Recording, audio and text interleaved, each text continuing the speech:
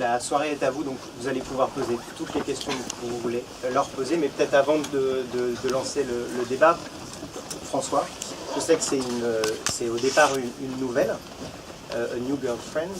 The New Girlfriend. Comment on passe d'une nouvelle à un long métrage? Qu'est-ce que vous avez rajouté? C'est une nouvelle que j'ai lue il y a une vingtaine d'années de Ruth Rundle, donc qui est une écrivaine anglaise spécialiste de polar.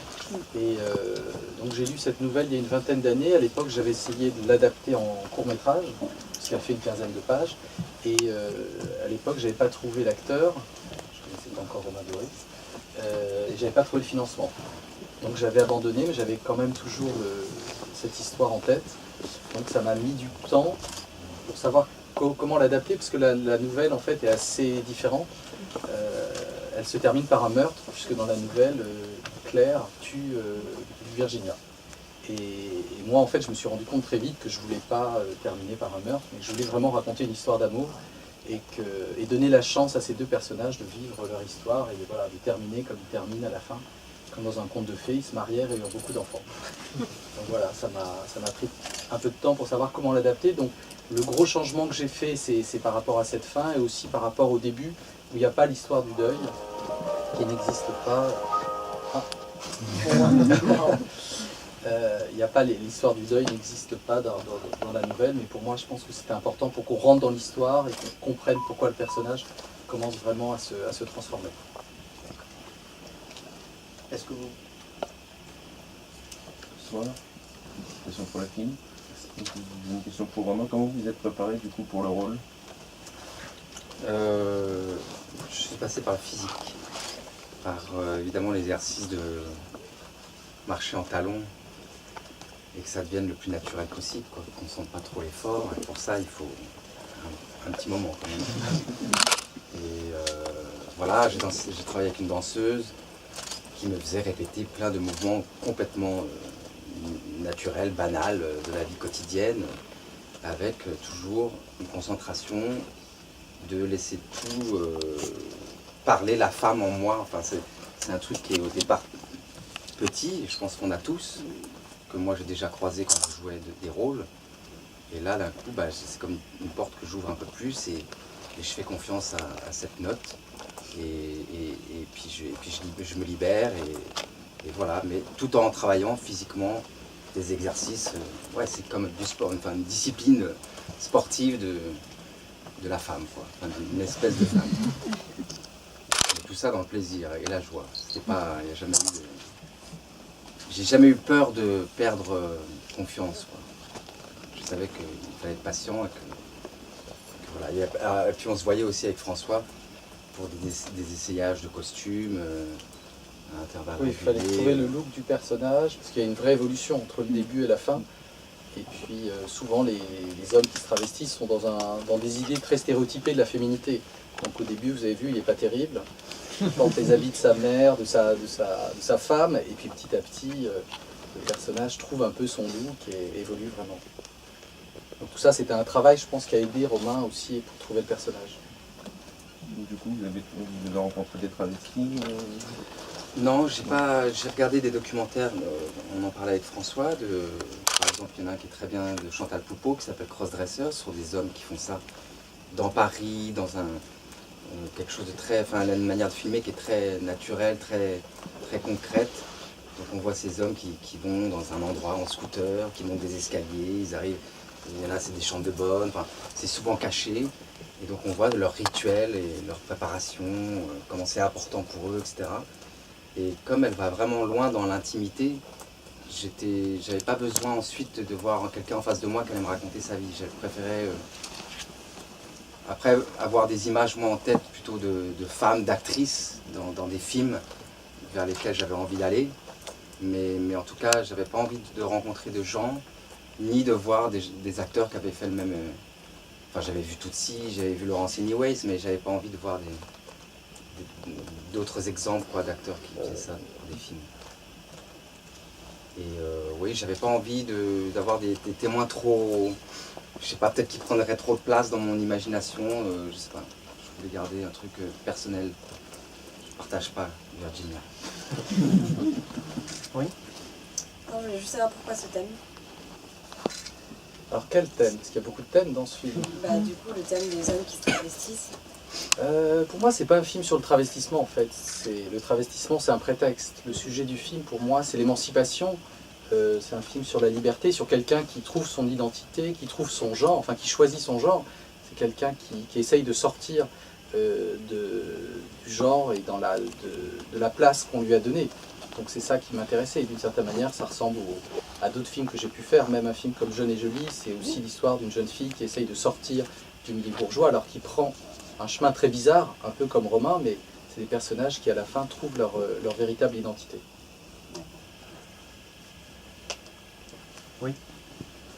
Madame, Ouais. Madame derrière, après vous. Juste une question sur la première scène, du coup, où on vous voit complètement en sous-vêtements féminins. Comment ça a été d'un point de vue du réalisateur de La présenter première scène, la scène où ils sont dans la maison de campagne et on le voit vraiment complètement, ou alors plus tard. pas Avec cette scène. Le début, quand il y a le bébé et que je mets des habits, c'est ça, non? Non, ou alors Ça se termine dans un cercueil. Ça commence par un Non, mais cercueil. j'y étais, c'est bon. Non, mais la première scène en fait de vraiment d'intimité où on vous voit complètement en femme et presque nue en sous-vêtements, peut-être Ah dans la oui, scène ça. à l'hôtel. Comment ça a été pour vous en tant qu'homme de préparer cette scène qui est assez forte d'un point de vue d'image et comment vous en tant que réalisateur vous l'avez présenté cette scène qui va très loin dans l'intimité? La scène d'amour en fait. C'est ça, juste avant finalement, scène où on vous voit complètement nu, mais pas nu. Enfin, Avec Anaïs, quand C'est ça, oui. ils font l'amour dans je l'hôtel. sais qu'il y en avait une avant, mais peut-être qu'on... C'est peut-être moi. Non, avant, elle, On la voit s'habiller. on voit s'habiller. Elle propose des robes La avant d'aller créature. au centre commercial. Partout cette scène d'amour, alors juste avant. Enfin, moi j'étais déjà loin. Hein.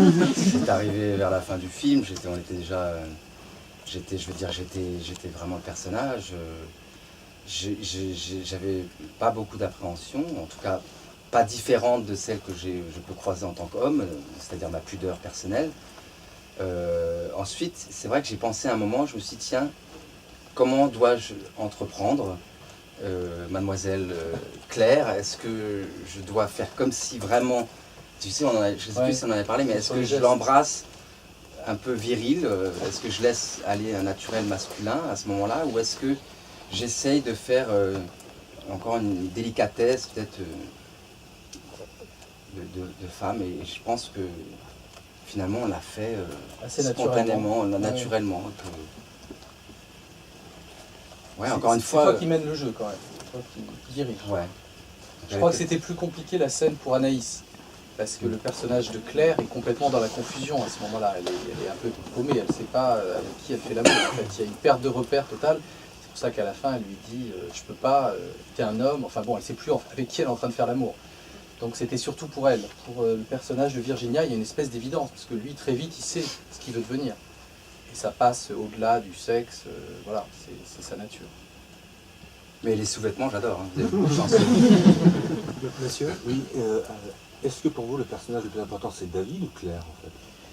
Je pense qu'ils sont tous les deux importants, mais c'est vrai que le personnage principal qu'on suit, pour moi, c'est Claire. Le film est vu à travers ses yeux et c'est elle qui fait la plus grande évolution. Le personnage de David, finalement, il est assez simple. Très vite, on comprend qu'il a envie de devenir Virginia. Le trajet de Claire est beaucoup plus ambigu, beaucoup plus complexe, parce qu'elle passe, comme le spectateur, par un état d'attraction, de répulsion. Voilà. C'est un personnage qui a du mal à nommer son désir. Et puis c'est compliqué de se rendre compte qu'en fait, elle est amoureuse non pas de David, mais de Virginia.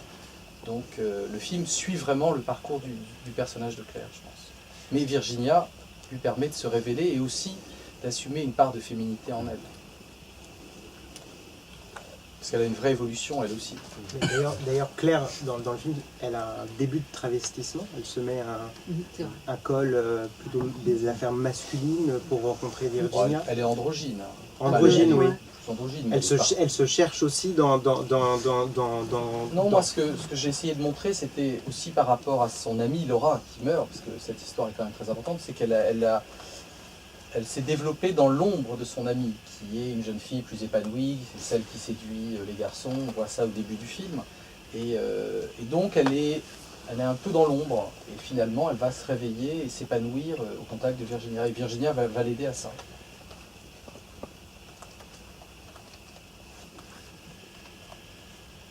Pourquoi avoir choisi un décor très américain? Alors tout n'est pas tourné parce qu'on a tourné une partie au Canada, on n'a tourné que 15 jours. En fait, moi, je voulais vraiment styliser, je voulais pas être dans quelque chose de franco-français. Je voulais apporter une certaine distance, et puis par rapport à l'histoire, qui est, bon, la nouvelle est très anglo-saxonne forcément, mais par rapport au fait qu'ils se retrouvent dans une maison avec une architecture, avec un parking, la voiture rentre, c'est une architecture plutôt américaine, et je trouvais que ces banlieues très lisses, très américaines qu'on n'a pas encore en France, mais qui sont en train d'arriver, c'était idéal pour raconter l'histoire. Par ailleurs, on a tourné en automne, au moment de l'été indien, donc c'est vrai qu'il y a une lumière très belle au Canada à ce moment-là, donc on n'a passé que 2 semaines là-bas.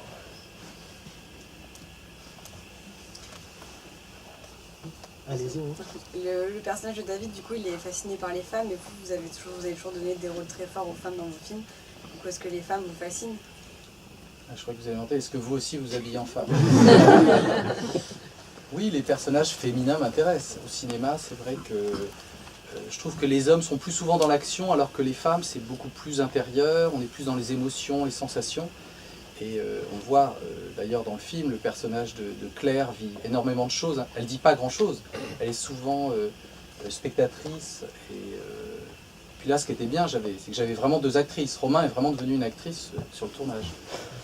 On l'attendait au maquillage, à la coiffure, ça prenait beaucoup de temps. Est-ce que ce serait possible d'imaginer le même film ou la même histoire, mais en inversant les rôles homme-femme? Alors je réfléchis.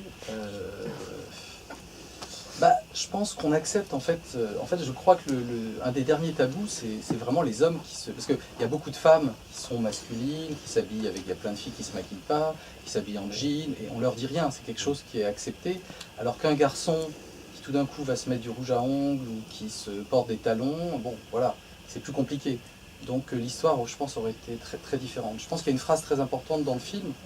À un moment, Virginie a dit « J'ai envie de vivre une vie de femme pour faire tout ce qu'on m'a interdit de faire en tant qu'homme ». Et je pense que c'est... Quand vous discutez avec les hommes qui font ça, c'est vraiment une de leurs premières raisons. Ils se sentent enfermés dans leurs conditions masculines et ils ont envie vraiment d'aller ailleurs.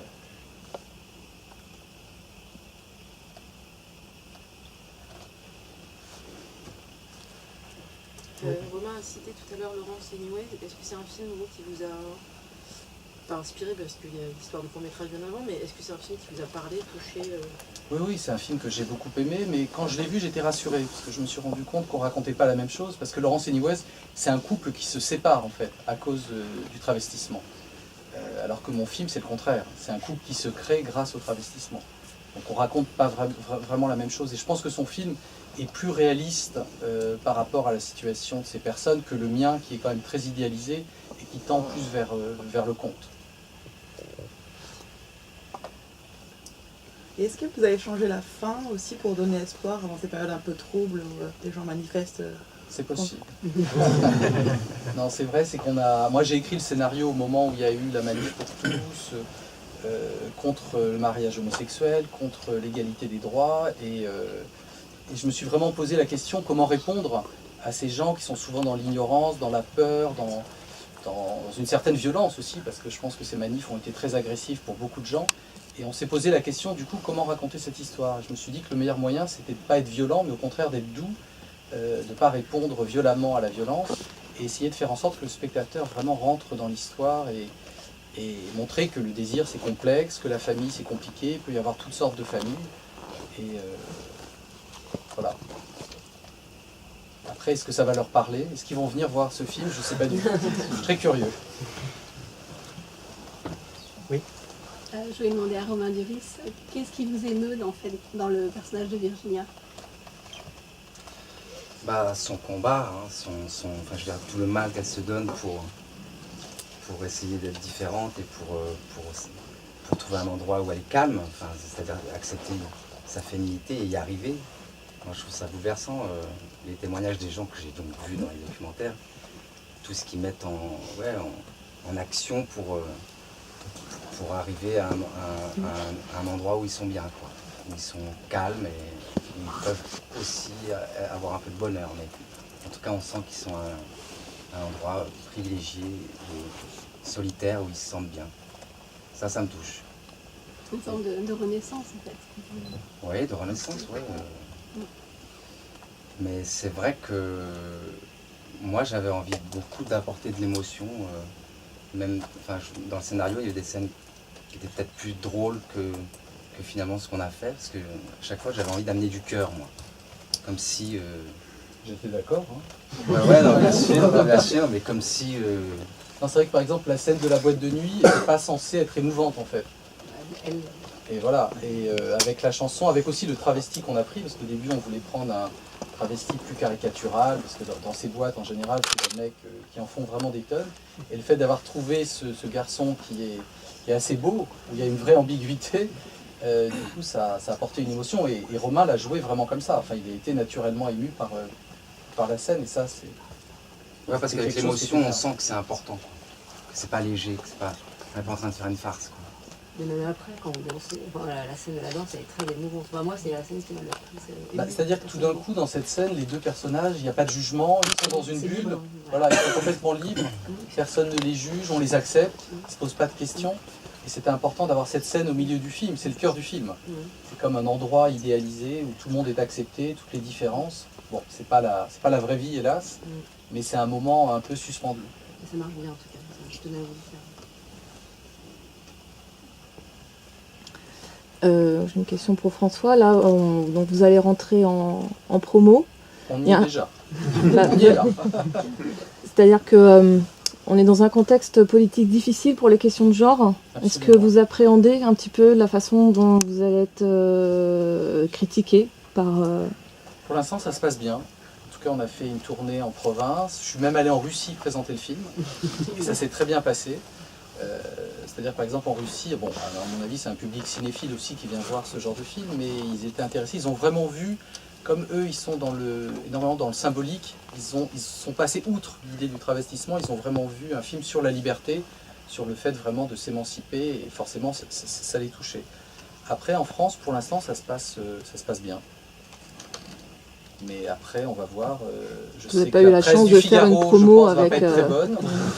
Je pense qu'il y a des gens qui vont attaquer le film sur un axe politique, parce que le film, de par les thèmes, il est devenu presque à mon insu politique. Parce qu'aujourd'hui, quand on parle de la famille, quand on parle du masculin, du féminin, c'est politique, c'est rentré dans le débat politique. Donc, pour l'instant, il n'y a pas d'interdiction, il n'y a pas eu de... Vous appréhendez un petit peu quand même ou pas? Vous êtes prêt à répondre à Éric Zemmour sur un plateau télé? Ça va vous arriver à un moment donné, non? Je sais pas, pour l'instant on n'a pas proposé. Déjà j'aimerais bien qu'il aille au cinéma, ça lui ferait du bien. moi je raconte une histoire, après forcément le film il n'est pas là pour asséner un message, il est là pour poser des questions, provoquer un débat. Donc si ça peut provoquer un débat, c'est intéressant. Après Zemmour il est tellement dans des trucs délirants, de paranoïa, sur la féminisation de la société, des choses comme ça. Je pense que le film il va lui faire du bien. Peut-être ça va l'aider à comprendre, je sais pas. Peut-être qu'on va le croiser après dans les soirées. Peut-être déjà.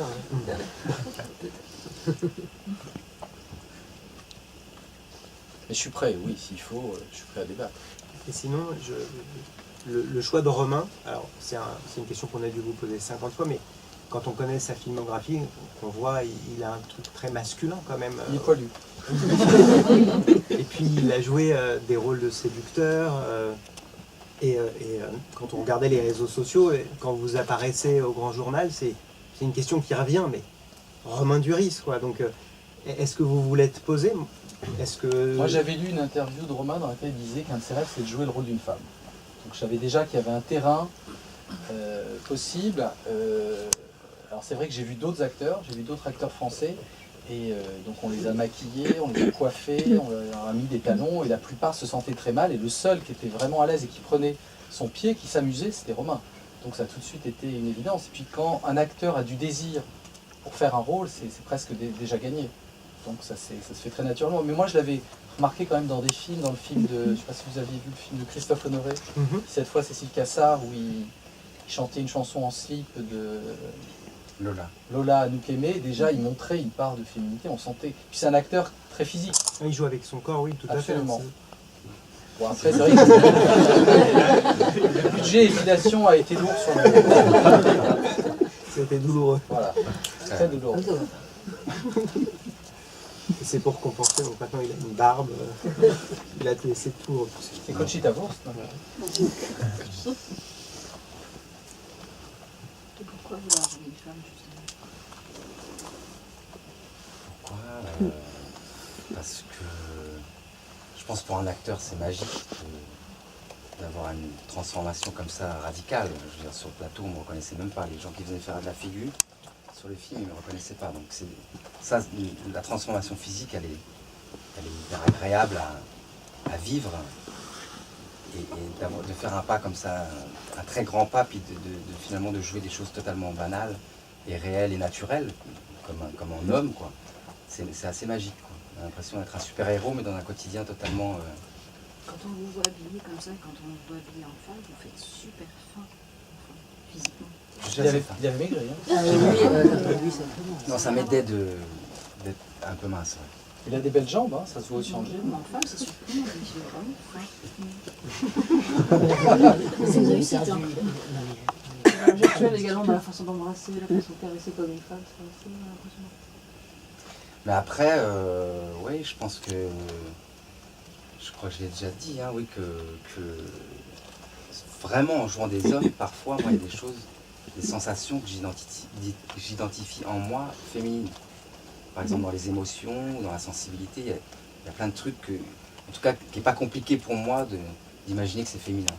Donc c'était vraiment, d'un coup, me lâcher dans cette direction-là. Et ça, c'est agréable, c'est autre chose. Il y a un autre rythme. D'abord, je ne bougeais pas pareil. Je prenais plus mon temps. Moi aussi, elle me calmait, comme le personnage, quoi. Et puis, ouais, et puis il y a une délicatesse. Je sais pas, il y a quelque chose, comme dit François, il y a peut-être plus d'émotions, de choses intérieures, c'est moins fermé. Enfin voilà, après ça dépend quel type de femme. Virginia en tout cas, elle était... Elle me plaisait bien.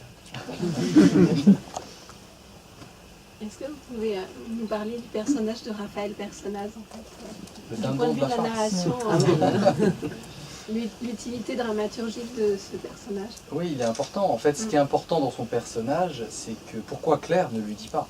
Ouais. Parce que dès le début, elle pourrait partager avec lui le fait d'avoir découvert David en femme, mais elle préfère le garder secret. Alors évidemment, David lui dit surtout ne dis rien à personne, mais moi je trouvais ça intéressant. Qu'est-ce que ça dit d'elle, le fait qu'elle le cache? C'est que déjà inconsciemment, elle a envie de garder ça secret, il y a un désir qui est déjà là. Après, j'ai beaucoup aimé travailler avec Raphaël parce qu'il a amené de la finesse à un personnage qui pouvait être un peu pâteau. Comme il n'est pas au courant et que le spectateur est en avance sur lui, souvent il est à contre-temps de l'histoire. Souvent ce qu'il dit est un peu à côté de la plaque. Mais je trouvais que c'était important d'avoir un personnage comme lui. Et ce qui est amusant, c'est que, bon, avec les débats qu'on a fait en province, je ne sais pas si est-ce que vous avez remarqué à la fin qu'elle était enceinte, Claire? Oui. Alors pour vous, c'est qui le père? Non, c'est pas, c'est ambigu. C'est Virginia. C'est Virginia. Alors attendez, on va faire un petit test. Est-ce que c'est Gilles? Tout est possible, hein. C'est pas. Et qui pense que c'est Virginia? Donc ça, c'est les pervers. Non, moi, mais en fait, il y a beaucoup de gens qui pensent que c'est Gilles. Les gens veulent pas parce qu'ils sont attachés aussi à ce personnage. Alors c'est des gens qui veulent que ce soit peut-être un trio, hein, un plan à trois, je sais pas. Tout est possible. Comme ça en plus, quoi. C'est pas. Non, mais pour nous, on l'a joué vraiment comme ça. Mais moi, ça me dérange pas que les gens pensent que Gilles est encore dans le coup. Tout est possible, toutes les familles sont possibles. C'est un film sur les possibles.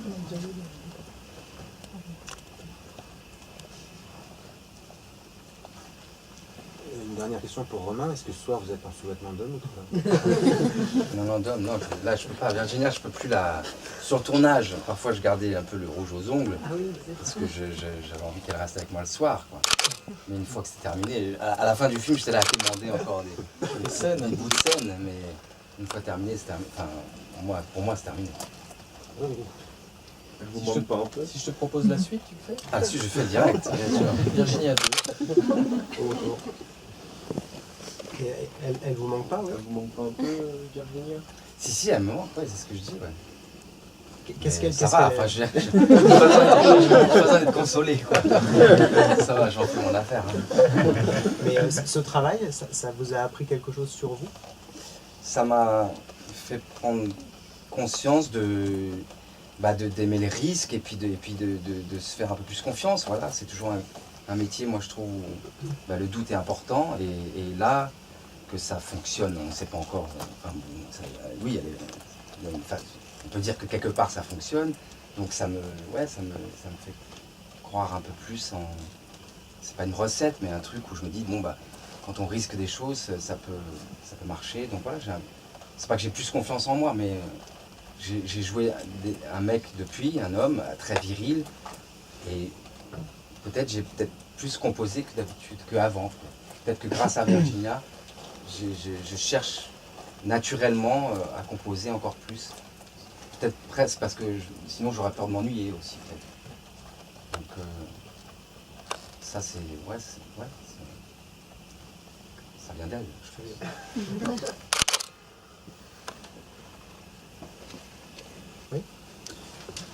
Je voulais savoir, vous êtes senti, ça s'est passé comment avec Anaïs au début du tournage? Vous êtes senti complice tout de suite ou c'est venu au fur et à mesure? Non, très tôt. Dans ses essayages de costumes, elle était présente et... Elle était un peu jalouse au début des robes de Virginia. Elle avait peur que tu ne regardes que Virginia. Oui, mais ce qui était un peu vrai au début. C'est vrai qu'au début, on était plus concentré sur le personnage de Virginia parce qu'il était plus compliqué. Et Anaïs, très vite, comme elle est très, très intelligente, elle a dit de toute façon, j'ai compris, c'est moi l'homme sur ce film et c'est Romain la femme. Donc c'est lui que toute l'attention était sur lui. Mais au final, je pense qu'elle est très présente à l'écran et elle a un très beau rôle. Mais en tout cas, dans le partage, dans les scènes, elle était vraiment, vraiment présente, quoi. Il n'y avait pas du tout de... Et c'est compliqué son rôle parce que c'est un rôle vraiment de spectatrice. Et regarder, écouter, c'est pas quelque chose de si facile. J'avais proposé le rôle à une actrice très connue, elle m'a tout de suite renvoyé le scénario en disant mais il n'y a rien à jouer.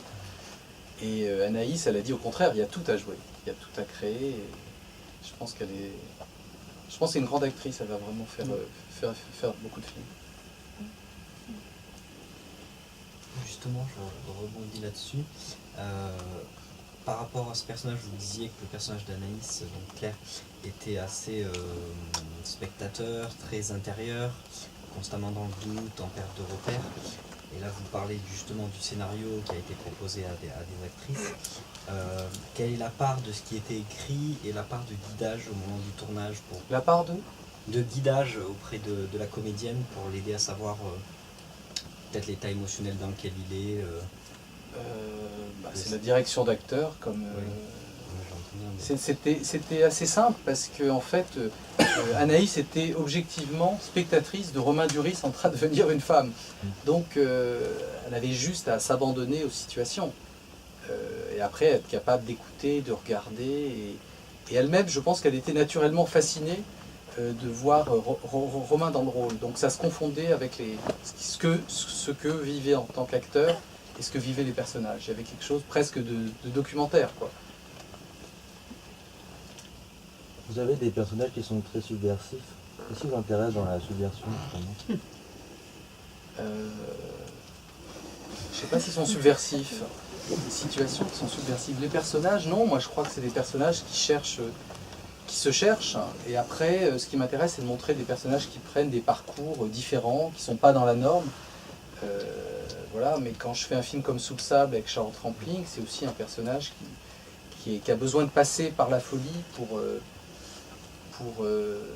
accepter la mort de son mari. Je pense que dans la vie, souvent dans les périodes de deuil, on a des comportements qui peuvent paraître bizarres aux yeux des autres. Et moi, en tant que cinéaste, ce que j'aime bien, c'est essayer de comprendre ces personnages, montrer la complexité. Et là, la complexité du désir, la complexité des deux personnages l'un envers l'autre, de Claire qui tout d'un coup se rend compte qu'elle a un désir qu'elle a du mal à nommer.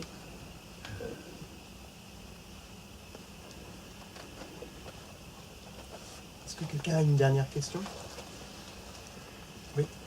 Est-ce que maintenant ou avant, vous avez été engagé pour la cause LGBT ou du moins homosexuel? Je suis allé à la manif contre le mariage pour tous. Voilà, on n'était pas assez par rapport à eux.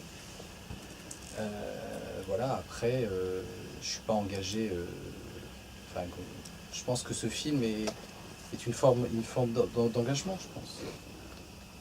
Oui, vous personnellement? Bah oui, bah le film, voilà.